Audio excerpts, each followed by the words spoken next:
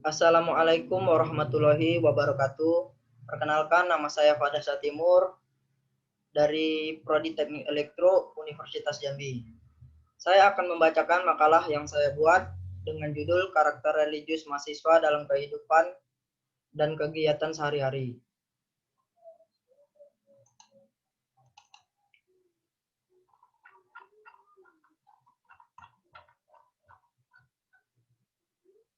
Makalah Karakter Religius Mahasiswa dalam Kegiatan dan Kehidupan Sehari-hari.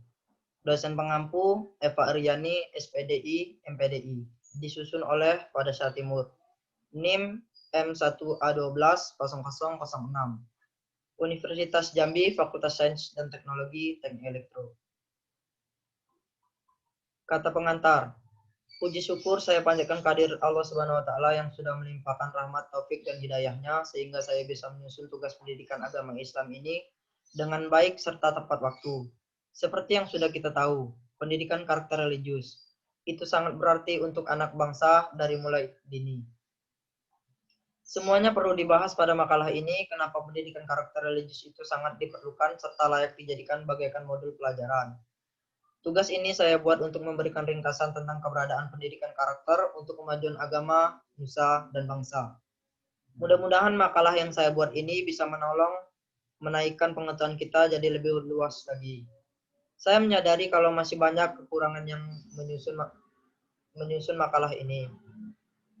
Oleh sebab itu, kritik serta anjuran yang sifatnya membangun sangat saya harapkan guna kesempurnaan makalah ini. Saya mengucapkan terima kasih kepada Bapak atau Ibu dosen mata kuliah Pendidikan Agama Islam atas perhatian serta waktunya. Kami sampaikan banyak terima kasih. Selanjutnya saya akan membacakan daftar isi. Daftar isi, kata pengantar. Daftar isi, bab 1 pendahuluan, yaitu latar belakang, rumusan masalah, tujuan masalah. Bab 2, pembahasan, yaitu pengertian karakter religius, ciri-ciri karakter baik dan buruk, bagaimana menjadi insan berkarakter. Karakter religius dan Qurani. Bab 3, penutup, yaitu kesimpulan, saran, dan daftar pusaka. Langsung saja saya bacakan makalah saya. Bab 1, pendahuluan, latar belakang. Indonesia berada dalam tahanan kehidupan yang cukup kritis berbagai bidang, salah satunya yaitu pendidikan. Kehidupan global yang memaksa Indonesia untuk bersaing ketat di berbagai kemajuan pada bidang iptek. Disinilah pendidikan mempunyai peranan penting dalam kehidupan masyarakat untuk menjamin perkembangan dan kelangsungan hidup bangsa. Pendidikan tidak hanya membentuk insan Indonesia yang cerdas, namun juga kepribadian atau berkarakter sehingga nantinya akan lahir generasi bangsa yang tumbuh berkembang dengan karakter yang bernafas nilai-nilai luhur bangsa serta agama. Pendidikan karakter pada intinya membentuk bangsa yang teguh, kompetitif, berakhlak mulia, bermoral, toleran, berorientasi ilmu pengetahuan dan teknologi yang semuanya dijiwai oleh iman dan takwa kepada Tuhan Yang Maha Esa. Pusat kurikulum telah mengidentifikasi sejumlah nilai pembentuk karakter bersumber dari agama, Pancasila, budaya, dan tujuan pendidikan nasional. Nilai-nilai karakter bangsa yang dikembangkan sekarang ini yaitu nilai religius, jujur, toleransi, disiplin, kerja keras, kreatif, mandiri, demokratis, rasa ingin tahu, semangat kebangsaan, cinta tanah air, menghargai prestasi, bersahabat, komunikatif, cinta damai, gemar membaca, peduli lingkungan, peduli sosial, dan bertanggung jawab. Karakter religius perlu ditanamkan dalam kehidupan dikarenakan rendahnya moral terus-menerus terjadi pada generasi bangsa Indonesia dan nyaris membawa kehancuran. Budaya korupsi yang akan telah mengakar pada kehidupan bangsa Indonesia mulai dari tingkat kampung hingga pejabat tinggi negara. Penyalahgunaan dan peredaran narkoba semakin menggurita. Ketidaktaatan pelajaran mematuhi ajaran agama, tidak jujur, dan berperilaku tidak menghormati antar sesama maupun dengan guru. Tawuran antar pelajar dan berbagai kejahatan yang telah menghilangkan rasa aman setiap warga merupakan bukti nyata akan buruknya moral generasi bangsa Indonesia. Karakter religius diharapkan ada pada mahasiswa, karena banyak mahasiswa sekarang ini yang kurang peduli terhadap ajaran agama yang disebabkan berbagai hal. Tujuan pendidikan karakter yang berkaitan dengan mental dan sikap anak didik dikelola dengan menanamkan nilai-nilai religius dan nilai-nilai tradisional yang positif. Nilai itu perlu ditanamkan dengan identitas yang sama pada semua mata pelajaran.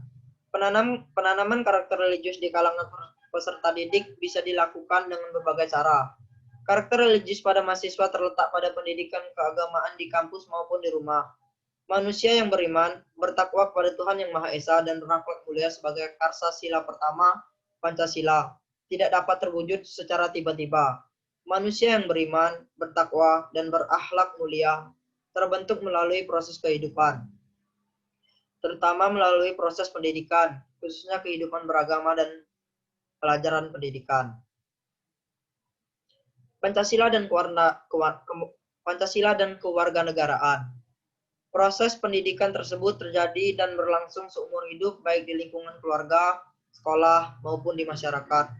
Menyadari pentingnya karakter seseorang, maka banyak diterapkan dalam pendidikan di kampus agar tertanam generasi bangsa yang berkarakter. Hal ini dapat memupuk pengendalian anak didik dalam kehidupan sehari-hari sehingga diharapkan penanaman pendidikan karakter lebih produktif. Adapun suatu cara untuk menanamkan perilaku dan keyakinan dalam diri anak adalah melalui pembiasaan serta menciptakan lingkungan yang mendukung anak agar lebih bermoral. Dalam menjalani kehidupan di dunia ini, agama memiliki posisi dan peranan yang penting. Agama dapat berfungsi sebagai faktor motivasi atau pendorong bertindak yang benar, baik dan etis, profetik atau menjadi risalah yang menunjukkan arah kehidupan, kritik atau menyuruh pada yang ma'ruf dan mencegah dari yang mungkar, kreatif atau mengarahkan amal dan tindakan yang menghasilkan manfaat bagi diri sendiri dan orang lain. Integratif atau menyatukan elemen-elemen yang rusak dalam diri manusia dan masyarakat untuk menjadi lebih baik. Sublimatif, memberikan proses penyucian diri dalam kehidupan. Dan liberatif, membebaskan manusia dari berbagai belenggu kehidupan. Manusia yang tidak memiliki pandangan hidup, lebih-lebih yang bersumber agama, ibarat orang buta yang berjalan di tengah kegelapan dan keramaian. Tidak tahu di mana dia datang, mau apa di dunia, dan keamanan, dan kemana tujuan hidup yang hakiki. Selanjutnya, rumusan masalah. Apa yang dimaksud dengan karakter religius? Sebutkan ciri-ciri karakter baik dan buruk, bagaimana menjadi insan yang berkarakter, karakter religius dan Qurani. Tujuan masalah untuk mengetahui yang dimaksud dengan karakter religius, untuk mengetahui ciri-ciri karakter yang baik dan buruk, cara menjadi insan yang berkarakter, dan untuk mengetahui tentang karakter religius dan Qurani. Bab 2, pembahasan. Pengertian karakter religius. Pengertian religius. Kata dasar religius adalah religi yang berasal dari bahasa asing religion sebagai bentuk dari kata benda yang berarti agama atau kepercayaan akan adanya sesuatu kekuatan kodrati di atas manusia. Sedangkan religius berasal dari kata religius yang berarti sifat religi yang melekat pada diri seseorang. Tontowi 2012. Religius adalah sikap dan perilaku yang patuh dalam melaksanakan ajaran agama yang dianutnya. Toleran terhadap pelaksana ibadah agama lain dan hidup rukun dengan pemeluk agama lain. Suparlan 2010.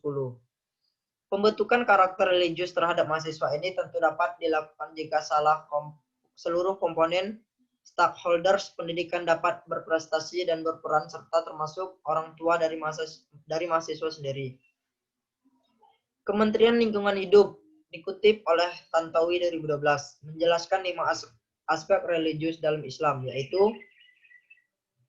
aspek iman, menyangkut keyakinan dan hubungan manusia dengan Tuhan, malaikat, dan para nabi, dan sebagainya. Aspek Islam menyangkut frekuensi intensitas pelaksanaan ibadah yang telah ditetapkan, misalnya sholat, puasa, dan zakat. Aspek ihsan menyangkut pengalaman dan perasaan tentang kehadiran Tuhan, takut melanggar larangan, dan lain-lain. Aspek ilmu yang menyangkut pengetahuan seseorang tentang ajaran-ajaran agama. Aspek amal menyangkut tingkah laku dalam kehidupan masyarakat, misalnya menolong orang lain, membela orang lemah, bekerja, dan lain sebagainya. Jadi, Pendidikan agama Islam di kampus bertujuan untuk menumbuhkan dan meningkatkan keimanan melalui pemberian dan pemupukan pengetahuan, penghayatan, pengalaman serta pengalaman peserta didik tentang agama Islam, sehingga menjadi manusia muslim yang berkembang dalam hal keimanan, ketakwaan, berbangsa dan bernegara, serta untuk dapat melanjutkan pada jenjang pendidikan yang lebih tinggi. Proses internalisasi nilai-nilai agama ini akan terwujud jika dalam kampus ada sebuah pembiasaan yang dilakukan oleh masyarakat sekolah. Dari pembiasaan yang dilakukan diharapkan akan membentuk karakter mahasiswa yang religius. Ajaran tentang akhlak dalam Islam sangatlah penting sebagaimana ajaran tentang akidah atau keyakinan, ibadah, dan muamalah atau kemasyarakatan atau kemasyarakat. Nabi akhir zaman Muhammad SAW bahkan diutus untuk menyempurnakan akhlak manusia. Innama bu'itsu utanaima makarina al-akhlak. Menyempurnakan akhlak manusia berarti meningkatkan akhlak yang sudah baik menjadi lebih baik dan mengkikis akhlak yang buruk agar hilang serta diganti oleh akhlak yang mulia. Itulah kemuliaan hidup sebagai makhluk Allah yang utama. Betapa pentingnya membangun akhlak sehingga melekat dengan kerisalan Nabi. Landasan religius. Landasan religius dalam pendidikan merupakan dasar yang bersumber dari agama. Tujuan dari landasan religius dalam pendidikan adalah seluruh proses dan hasil dari pendidikan dapat mempunyai manfaat dan makna hakiki. Agama memberikan mengarahkan fitnah manusia, memenuhi kebutuhan batin, menuntun kepada kebahagiaan dan menjatuhkan kebenaran. Seperti yang ditetapkan pada Al-Quran surat Al-Alaq ayat 1-5. Pendidikan agama dan pendidikan karakter adalah dua hal yang saling berhubungan. Nilai-nilai yang dikembangkan dalam pendidikan karakter di Indonesia diidentifikasikan berasal dari 4 sumber, yaitu agama, Pancasila, budaya, dan tujuan pendidikan nasional. Agama menjadi sumber kehidupan individu, masyarakat, dan bangsa yang selalu disadari pada ajaran agama dan kepercayaannya.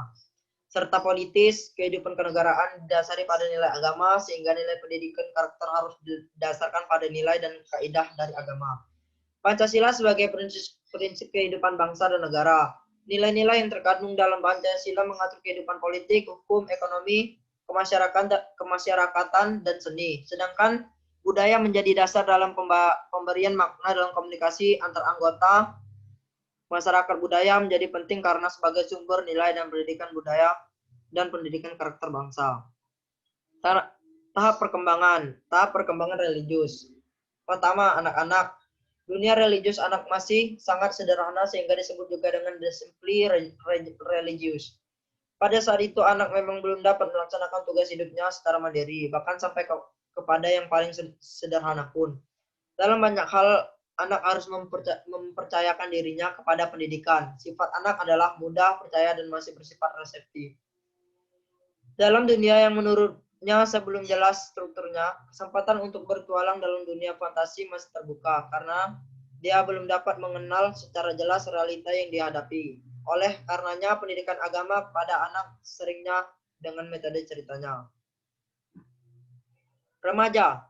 Masa remaja merupakan masa peralihan dari anak menuju dewasa. Di samping perubahan biologis, anak mengalami perubahan kehidupan psikologi dan sosio budayanya. Yang lebih penting lagi dunia lainnya. Dunia penuh penemuan dan pengalaman yang bahkan ditingkatkan menjadi eksperimentasi. Tidak jarang dia menghadapi ketidakjelasan, keraguan, dan keadaan seperti menemukan dirinya dalam dunia yang sama sekali baru dan asing.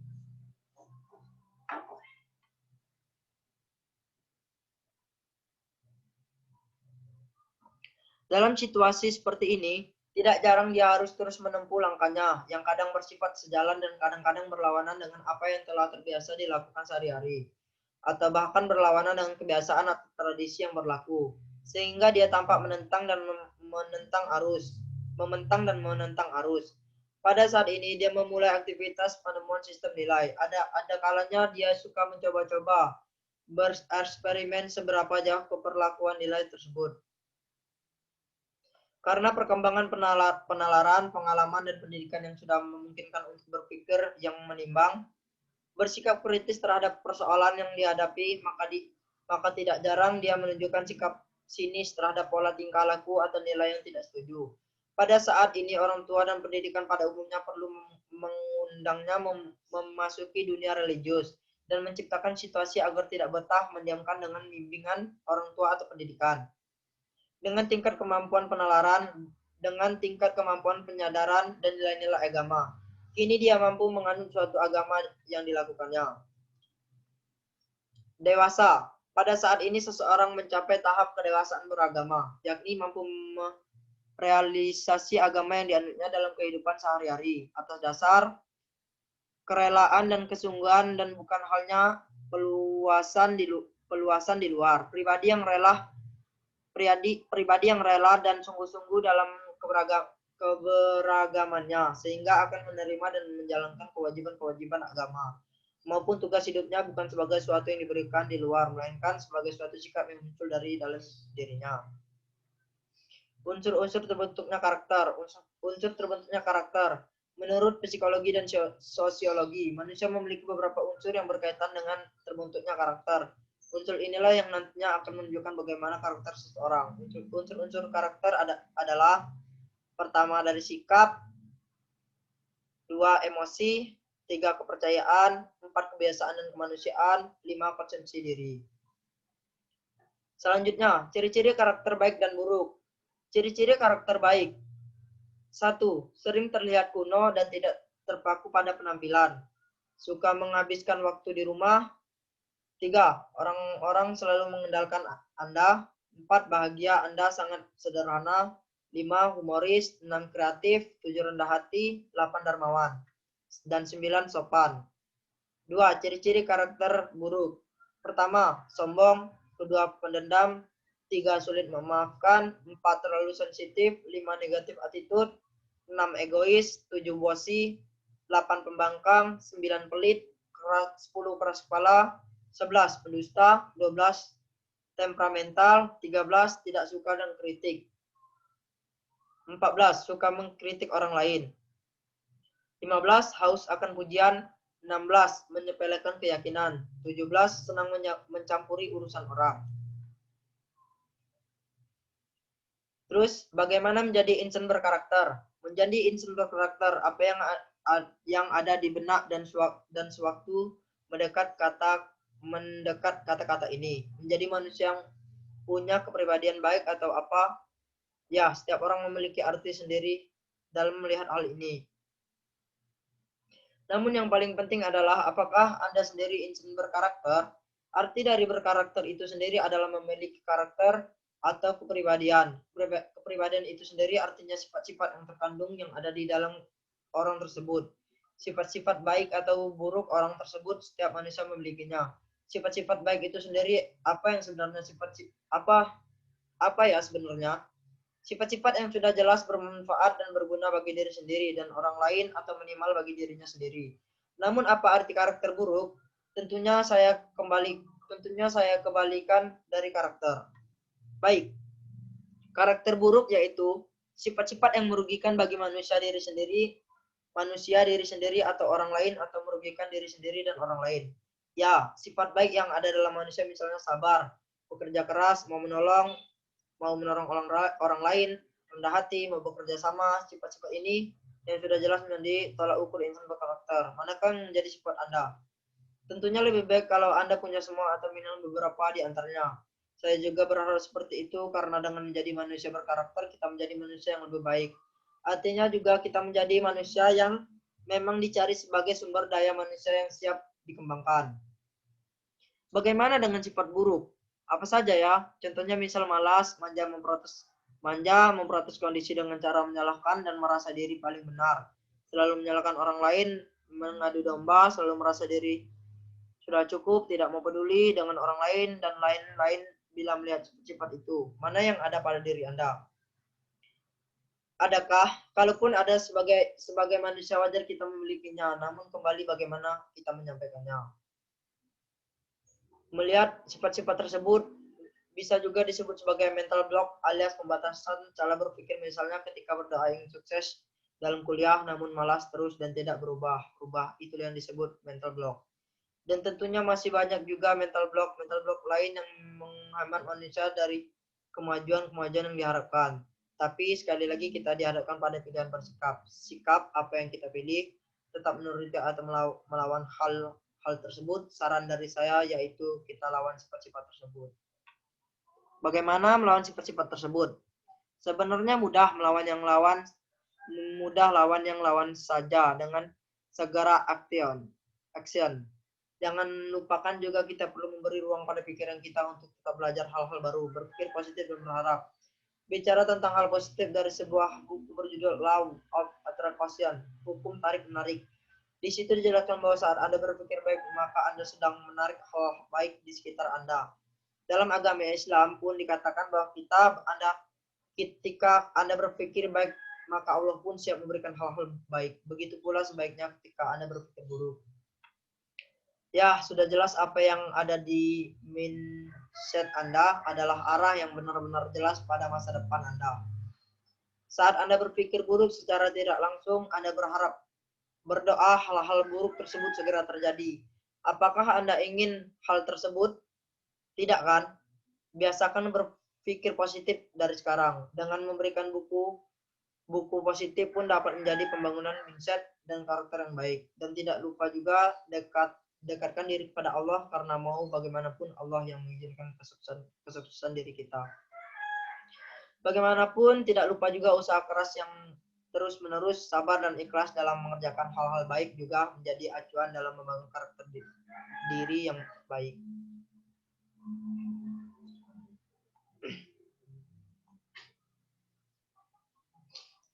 Selanjutnya, karakter religius dan Qurani. Karakter religius. Kata karakter sesungguhnya berasal dari bahasa Latin karakter, Russian, karak. Dalam bahasa Inggris, karakter, dalam bahasa Indonesia, karakter, dan dalam bahasa Yunani, karakter. Deirschreichen yang berarti membuat tajam, membuat dalam, sedangkan secara harfiah, karakter artinya kualitas mental atau moral, kekuatan moral, nama atau reputasi. Karakter dipengaruhi oleh faktor genetis dan faktor lingkungan seseorang. Pada sisi faktor lingkungan, maka karakter seseorang banyak dibentuk oleh orang lain yang sering berada di dekatnya, sering mempengaruhinya, kemudian ia mulai meniru untuk melakukannya. Dilihat dari sudut pengertian, ternyata karakter dan akhlak tidak memiliki perbedaan yang signifikan. Keduanya diidentifikasikan sebagai suatu tindakan yang terjadi tanpa ada lagi pemikiran lagi, karena sudah tertanam dalam pikiran, dan dengan kata lain, keduanya dapat disebutkan dengan kebiasaan. Karakter tahfiz Quran. Pengertian tahfiz Quran. Tahfiz Quran terdiri dari dua suku kata, yaitu tahfiz dan Quran, yang mana keduanya mempunyai arti yang berbeda, yaitu hafiz yang berarti menghafal dari kata dasar hafal. Dari kata hafal yang dari bahasa Arab hafizza, yahufzu, ifjan, yaitu lawan dari lupa, yaitu selalu ingat dan sedikit lupa. Dalam menghafal Al-Quran ada yang mudah dan yang sulit. Pengalaman spesifikasinya yang terinternalisasi dengan menghafal Al-Quran adalah ketika memahami makna Al-Quran serta timbul rasa ingin lebih baik dan memperbaiki diri agar sesuai dengan akhlak Al-Quran. Untuk menjaga hafalan, tipsnya adalah terus mengulang hafalan tersebut sehingga semakin lekat dan kuat dalam hati dan ingatan. Dan kita memasuki bab 3, penutup. Kesimpulan, religius adalah sikap dan perilaku yang patuh dalam melaksanakan ajaran agama yang dianutnya, toleran terhadap pelaksanaan ibadah agama lain, dan hidup rukun dengan pemeluk agama lain. Suparlan 2010. Pembentukan karakter religius terhadap mahasiswa ini tentu dapat dilakukan jika seluruh komponen stakeholder pendidikan dapat berprestasi dan berperan serta, termasuk orang tua dari mahasiswa itu sendiri.